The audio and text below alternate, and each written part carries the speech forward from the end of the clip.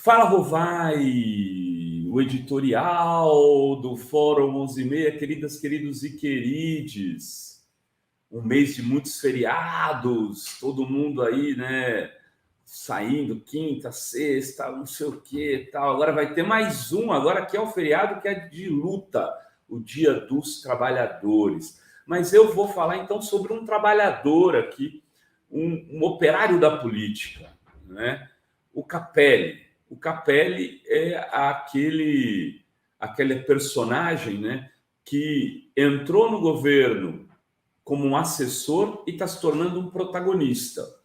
E eu fico muito feliz, porque conheço o Capelli e acompanho sua trajetória há muitos e muitos anos, e ele é um cara disciplinado, sério, que cumpre papéis, já foi liderança, protagonista principal, foi presidente da Uni, mas não aceitou o desafio de se tornar assessor, de trabalhar com pessoas como o Flávio Dino, digamos assim, sem estar na berlinda, sem ser deputado, sem se candidatar, sem nada, mas cumprindo tarefas importantes para consolidações de projetos democráticos. E o Capelli, quando o Lula assume, de repente, no dia 8 de janeiro, está ali, secretário executivo do Ministério da Justiça, um secretário que é um cara da política.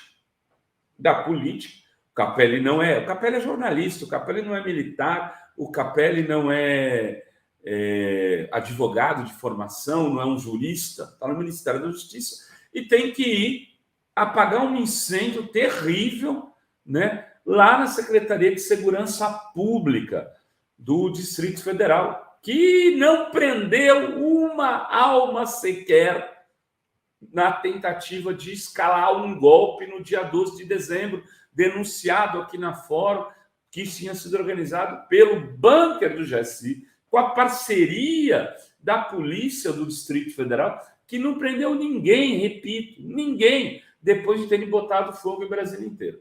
Bom, o Capelli tem esse papel importante, vai lá, reorganiza as tropas, espera a governadora ter um nome, o Lula autorizar, e acaba ao ser intervenção, ele volta para casa, para a Secretaria Executiva do Ministério da Justiça, e eis que surgem os vídeos vazados do GSI que almejam o general G. Dias, que, repito, eu, Renato Rovai, continuo confiando no general G. Dias.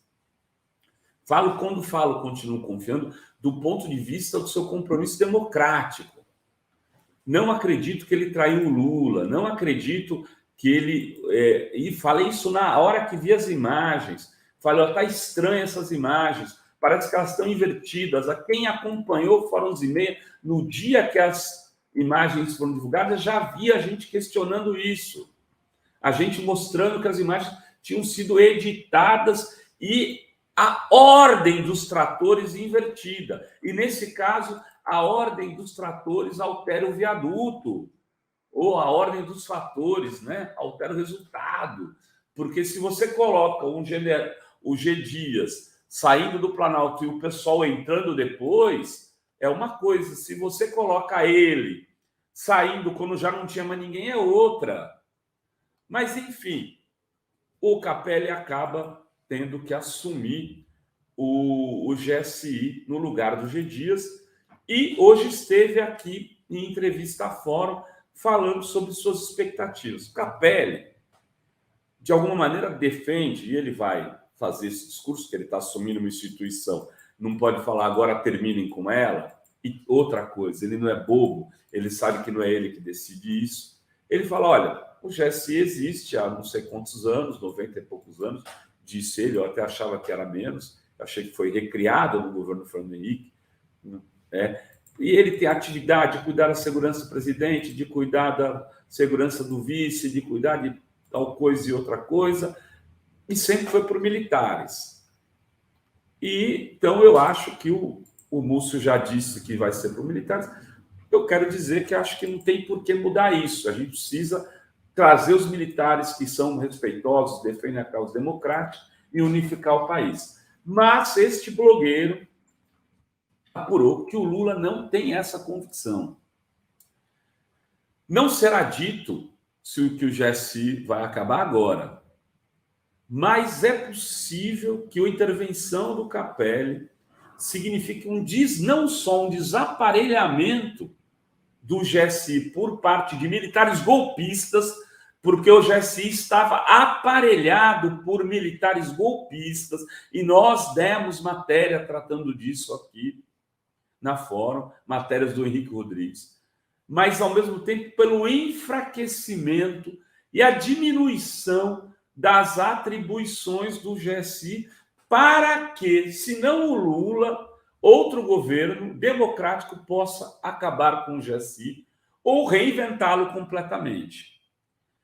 O Lula estaria ouvindo pessoas que defendem a extinção do GSI e que aí fosse atribuído à Polícia Federal, aos civis, ao comando civil e não ao comando militar, esta segurança, inclusive, do presidente da República. Isso está em debate, não está sendo dito, mas está sendo discutido. Há muita gente no PT que defende isso. Genuíno tem defendido isso. Breno Altman tem defendido isso. Há deputados que estão tomando cuidado para falar, mas que têm avaliado para o Lula que esse é um dos caminhos que ele deveria tomar em relação às Forças Armadas. Tirar das Forças Armadas a inteligência também, porque uma das atribuições da GSI é fazer a inteligência do governo, é controlar, é saber se está tendo investigação, verificar se tem alguém tramando contra o governo. Só que quem estava tramando eram eles mesmos. E o Lula não se sente seguro nesse papel. Mas o Lula mandou o Múcio dizer que está tudo bem? Não é bem assim. Quem conhece o Lula sabe como funciona. O Múcio deve ter falado: presidente, precisamos falar isso. Se você acha importante, fala, Múcio. Não foi o Lula que disse que não vai acabar com o GSI. Foi o Múcio. Então, sim, está em debate, e isso será... E aqui, nós outros, aqui desta Fórum, este blogueiro aqui neste Fala Rovai, defende que sim, a inteligência, a GSI pode seguir para outras coisas, mas a inteligência não pode mais ficar restrita do governo aos militares. Ela precisa, no mínimo, ser compartilhada, e eu diria que ela deveria sair dos militares, porque eles não se mostraram de confiança.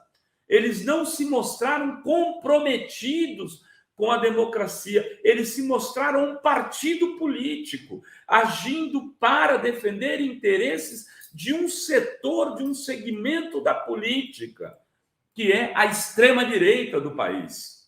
Eles fizeram um golpe contra Dilma em 2016, eles ajudaram a construir o caminho para prender o Lula, fazendo declarações naquele momento gravíssimas, né? Houve uma carta daquele general, coitado, que está numa situação terrível aí, Vilas Boas, mas que, mesmo na cadeira de rodas dele, escreveu contra o Lula, pedindo que o Supremo votasse contra o habeas corpus do Lula. Eles foram fundamentais para que o Lula fosse preso injustamente por 580 dias. Lula, será que esquece disso? E depois eles foram fundamentais para organizar o partido militar numa chapa de Bolsonaro, né? Com o Bolsonaro, o presidente, e o Mourão de vice, que era alguém que era mais confiável para os generais. O Bolsonaro falava com a tropa e o Mourão era o cara dos generais. Organizaram uma chapa militar, ganharam a eleição e tentaram acabar com a democracia durante 4 anos. Esses militares são de confiança? Evidentemente, nem Lula, nem Capelli, nem Dino, nem ninguém vai falar isso como eu estou falando. Eles têm obrigações para com as instituições. Seria uma crise terrível, mas é preciso ser dito. Esses caras não assumiram compromisso com as tradições da democracia brasileira. E por isso não podem ser considerados de confiança. E por isso não podem controlar a inteligência de um país, de um governo. É preciso mudar isso. O GSI precisa, se não ser encerrado, desprovido de boa parte de suas atribuições. E Lula está, sim, discutindo isso. Essa era a informação principal que nós tínhamos que trazer aqui para você no dia de hoje. Muito obrigado pela audiência. Beijos, beijos e beijas a todas, todos e todas. Oi, gente. Vocês sabiam que a Fórum foi a primeira a noticiar que teve gente do Exército dentro do Palácio do Planalto ajudando os vândalos do 8 de janeiro a fugir?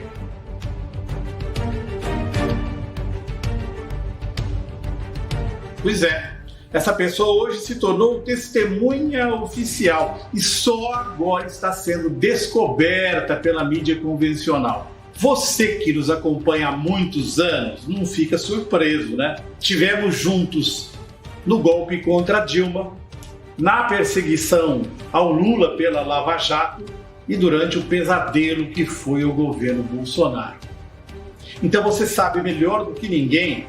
Fomos alvos de ações na justiça muito custosas. Por isso, a Fórum Filmes pede a sua contribuição para fazer um documentário sobre o dia histórico do 8 de janeiro, com informações e entrevistas exclusivas. Da mesma maneira que já antecipamos essa testemunha-chave para todo o processo. O Renato Rovai, futuro cidadão honorário de Sinop, Adri De Lorenzo e toda a turma da Fórum, inclusive eu, contamos mais uma vez com a sua ajuda para poder apresentar esse trabalho. Quem não puder, mesmo que um pensamento positivo já nos ajuda. Muito obrigado.